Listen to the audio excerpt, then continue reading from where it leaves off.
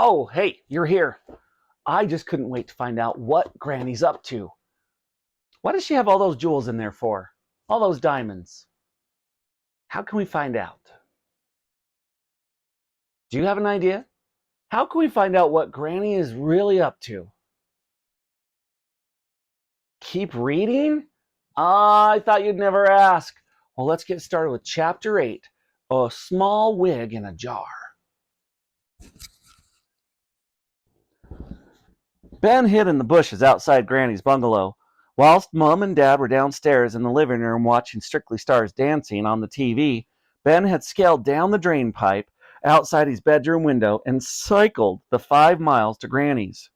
This alone was a sign of how curious Ben had become about his granny. He didn't like cycling. His parents were always encouraging him to get more exercise. They told him that being fit was absolutely necessary if you wanted to be a professional dancer. But since it didn't make much difference when you were lying under a sink, screwing in a new length of copper piping, Ben had never willingly taken any exercise. Until now. If Granny was really going out for the first time in 20 years, Ben had to know where. It might just hold the key to how she came to have a ton of diamonds in her biscuit tin. So he huffed and puffed along the canal towpath on his clunky old bike until he came to Gray Close. The only thing was that, being November, instead of being drenched in sweat, Ben was only mildly moist. He had pedaled fast because he knew he didn't have that much time. Strictly Stars Dancing seemed to go on for hours, days even, but it had taken Ben half an hour to cycle over to Granny's, and as soon as the show was over, Mom would be calling him downstairs for his tea. Ben's parents loved all the dancing TV shows. Dancing on Ice Skates, So You Think You Might Be Able to Dance a Bit. But they were completely obsessed with Strictly Stars Dancing. They had recorded every single episode and had an unrivaled collection of Strictly memorabilia in the house, including a lime green thong once worn by Flavio Flavioli, framed with a photograph of him wearing it. A Strictly Stars Dancing real fake leather bookmark. Some athlete's foot powder signed by Flavio's professional dance partner, the Australian beauty, Eva Buns. His and hers officially Strictly Stars Dancing leg warmers. A CD of songs nearly used on the show. A small wig on a jar that had been worn by the presenter Sir Dirk Daugherty. A life-size cardboard cutout of Flavio Flavioli that had some of Mum's lipstick smudged around the mouth. Some earwax in a jar that belonged to a celebrity contestant, the politician, Dame Rochelle Prejudice MP. A pair of tan tights that smelled of Eva Buns. A doodle on a napkin of a man's bottom drawn by the nasty judge, Greg Malsteer Woodward. A set of Strictly Stars Dancing teacups, or egg cups. A half-full tube of Raxjex used by Flavio Flavioli. A Craig Malteser Woodward posable action figure. A Hawaiian hot pizza crust that had been left by Flavio, complete with a signed letter of authenticity from Eva Buns. It was a Saturday, so after the show had finished, the family were going to be having cheesy beans and sausage. Neither Mum nor Dad could cook, but of all the ready-made meals Ben's mum took out of the freezer, pricked with a fork and placed in the microwave for 3 minutes, this was his favorite. Ben was hungry and didn't want to miss it, which meant he needed to get back from Granny's house quickly. If it had been a Monday night, say, and they were having chicken tiki lasagna, or a Wednesday and doner kebab pizza, or a Sunday and Yorkshire pudding chow mein was on the menu, Ben wouldn't have been so bothered. The supermarket chain where Ben's dad worked used to bring the cuisine of 2 countries together in one easily microwavable pack.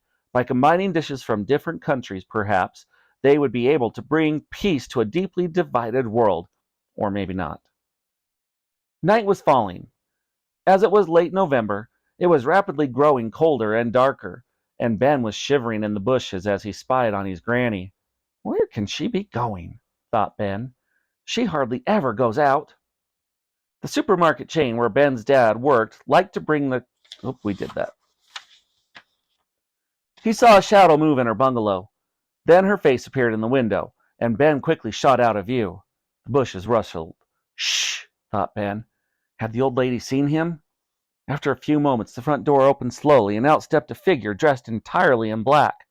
A black jumper, black leggings, black gloves, black socks, probably even a black bra and knickers. A black balaclava disguised the face, but from the stoop, Ben knew it was Granny. She looked like someone from one of the covers of the books she loved reading. She straddled her mobility scooter and revved the engine.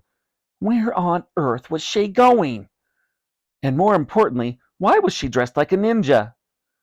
Ben propped his bike against the bushes and got ready to tell his own grandmother, which was one thing he had never in a million years dreamed of doing.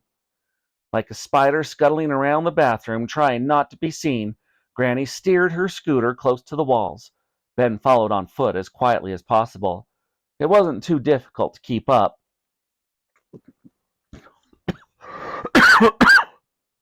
As the top speed of the mobility scooter was 4 miles per hour. Whirring across the road, she suddenly looked back as if she had heard something, and Ben dived behind a tree. He waited, holding his breath. Nothing.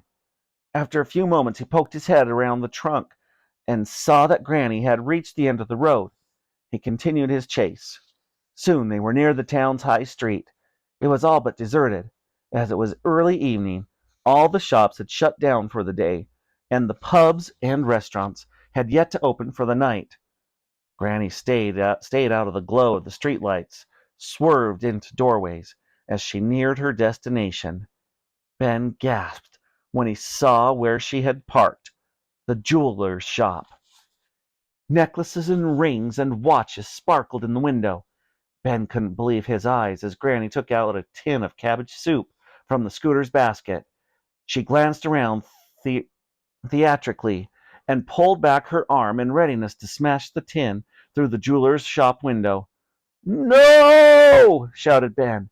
Granny dropped the tin. It crashed to the ground, and cabbage soup oozed onto the pavement. Ben! Hissed Granny. What are you doing here? And guess what? We're going to have to find out what Granny was doing and why Ben was there. We know why Ben was there. Granny doesn't know. What story is he going to tell Granny? Tune in tomorrow. We'll find out. Do your best work. We'll see you tomorrow.